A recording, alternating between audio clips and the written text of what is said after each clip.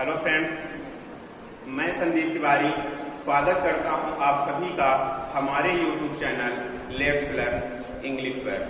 Friends, जैसा कि आपने देखा है कि पिछली वीडियोज में हमने पढ़ा था टेंस के बारे में। टेंस क्या होता है, टेंस के कितने प्रकार हैं और टेंस के प्रकार के 4 प्रकार हैं, हम उनके बारे में पढ़ा था। दोस्तों, आज हम पढ़ेंगे सब्जेक्ट क्या होता है, हेल्पिंग वर्ब क्या होती है, मेन वर्ब क्या होती है और ऑब्जेक्ट क्या होता है।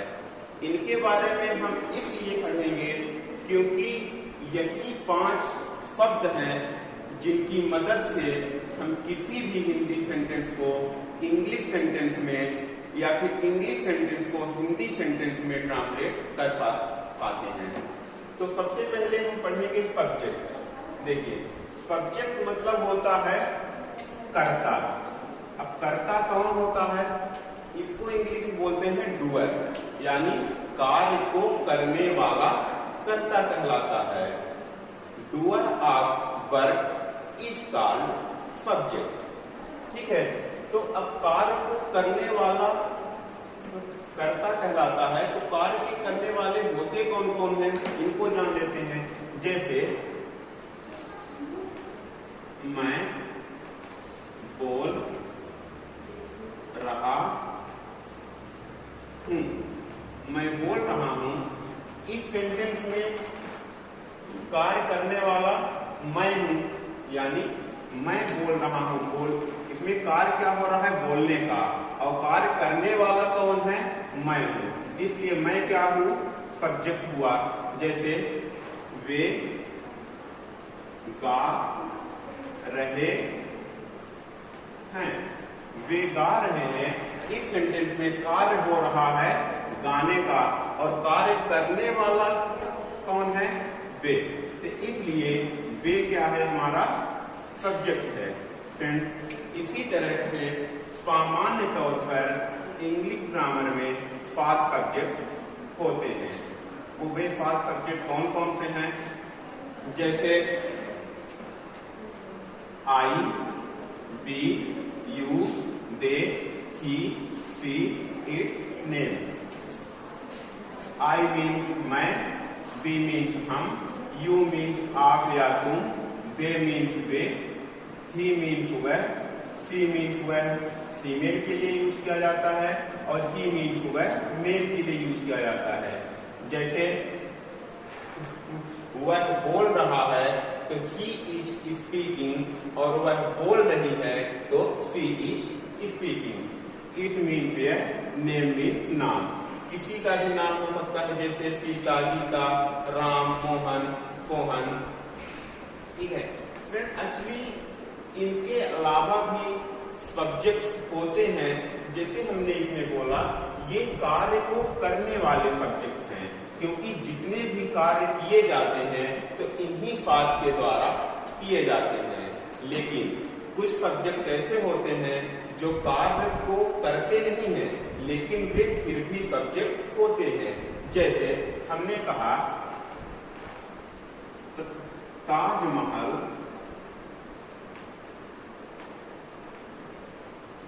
ताजमहल एक सुंदर इमारत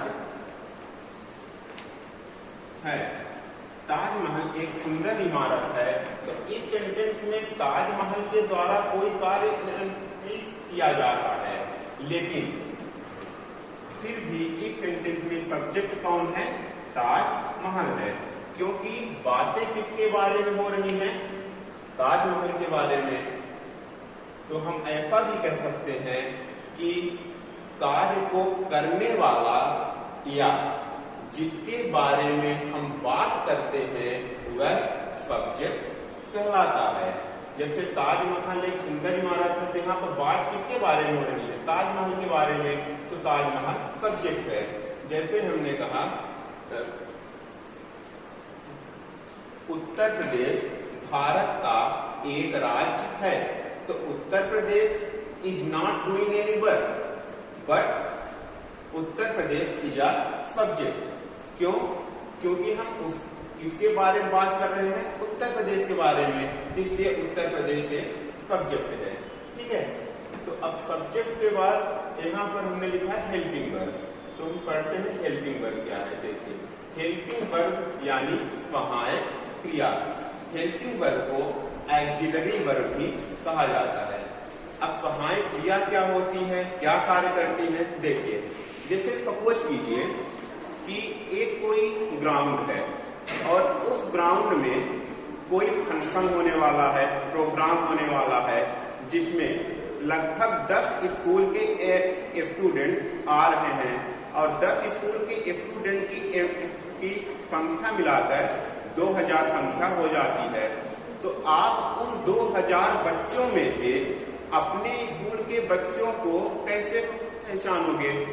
उसके पहचानने का एक ही तरीका है यूनिफॉर्म, क्योंकि आपको अपने स्कूल की यूनिफॉर्म के बारे में मालूम है, हमारे स्कूल का ये यूनिफॉर्म है।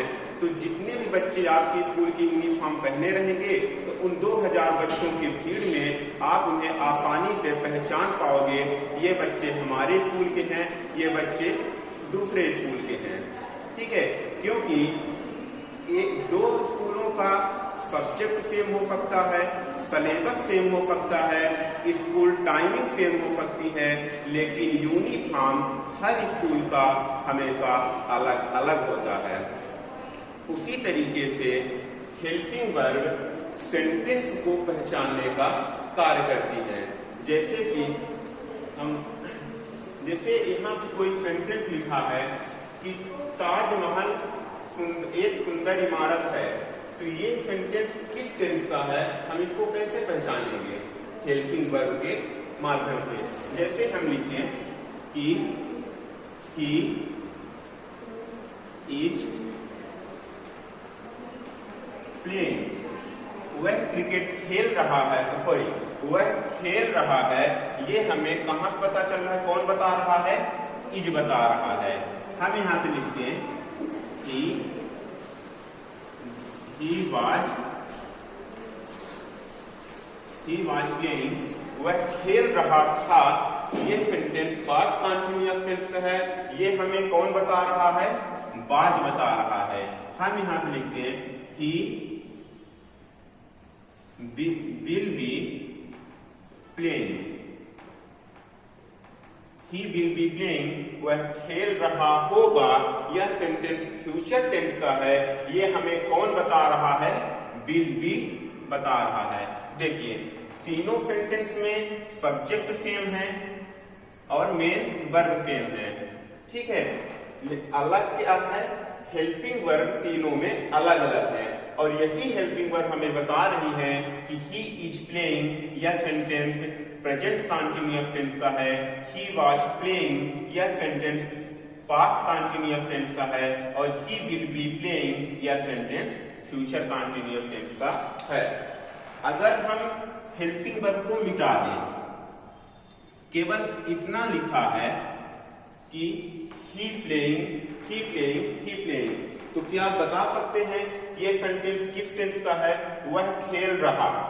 इस ही प्लेइंग का क्या है? वह खेल रहा। लेकिन अब ये क्लियर नहीं हो रहा कि वह खेल रहा है, कि वह खेल रहा था, कि वह खेल रहा होगा। ये कैसे क्लियर होता है? हेल्पिंग वर्ब से। he is playing, he was playing, and he will be playing. वह खेल रहा है, वह खेल रहा था, वह खेल रहा होगा।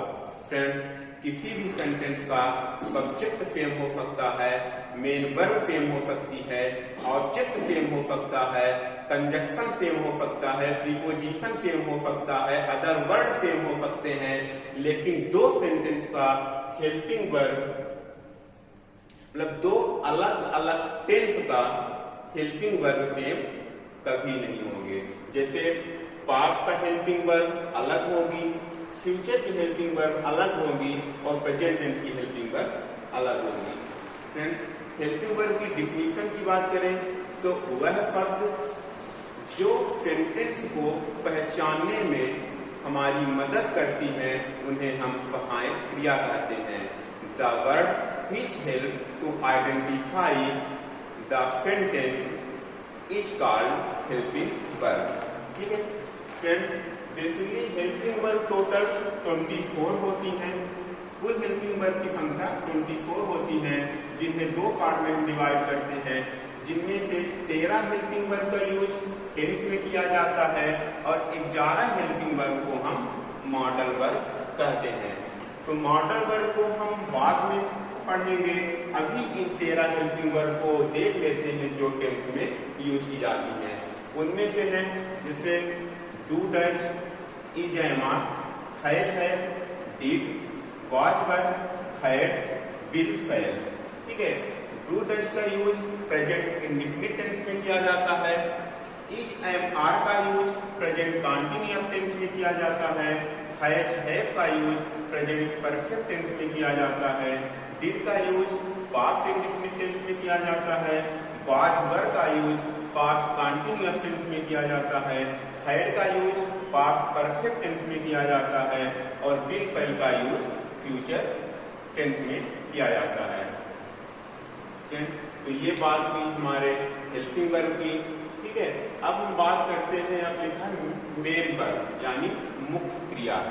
देखिए मुख्य क्रिया क्या होती है, जैसे वह क्रिया जिससे कार्य का करना या होना पाया जाता है, उन्हें हम मुख्य क्रिया यानी मेन वर्ब कहते हैं। जैसे मुख्य क्रिया कौन कौन सी होती है, जैसे गो जाना, ईट खाना, मेक बनाना, ब्रेक तोड़ना, रन दौड़ना, प्ले खेलना, रीड पढ़ना। इसी तरीके से बहुत सारी मुख्य क्रियाएं होती हैं जिन्हें हम वोकैबुलरी भी कहते हैं। ठीक है, जैसे सेंटेंस में देखते हैं वह दौड़ रहा है, वह दौड़ रहा है, इसमें he is running, he is running. इसमें ही क्या है, ही हमारा सब्जेक्ट है, इज हमारी हेल्पिंग वर्ब है और रनिंग यानी क्रिया क्या हो रही है, उसके द्वारा कौन सा कार्य किया जा रहा है, दौड़ने का। तो रनिंग हमारा क्या है, मेन वर्ब मुख्य क्रिया है। ठीक है, जैसे आप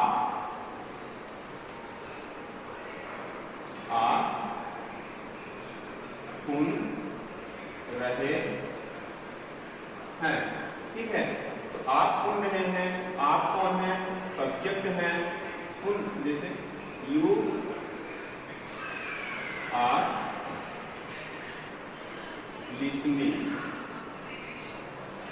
यू आर लिसनिंग, यू क्या है, सब्जेक्ट है, आर हेल्पिंग वर्ब है और लिसनिंग क्या है, हमारा मेन वर्ब है। ठीक है, अब हम बात करते हैं ऑब्जेक्ट क्या होता है। देखिए ऑब्जेक्ट यानी कर्ता द्वारा जिस पर कार्य किया जाता है वह ऑब्जेक्ट कहलाता है। जैसे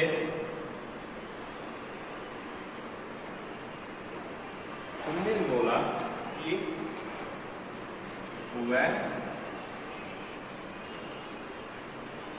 कार चला रहा है, वह कार चला रहा है। He is driving car. देखिए ही कौन है, हमारा सब्जेक्ट है, इज हेल्पिंग वर्ब है और ड्राइविंग का है हमारा मेन वर्ब है। हमने क्या बोला कि कर्ता द्वारा जिस पर कार्य किया जाता है वह ऑब्जेक्ट कहलाता है।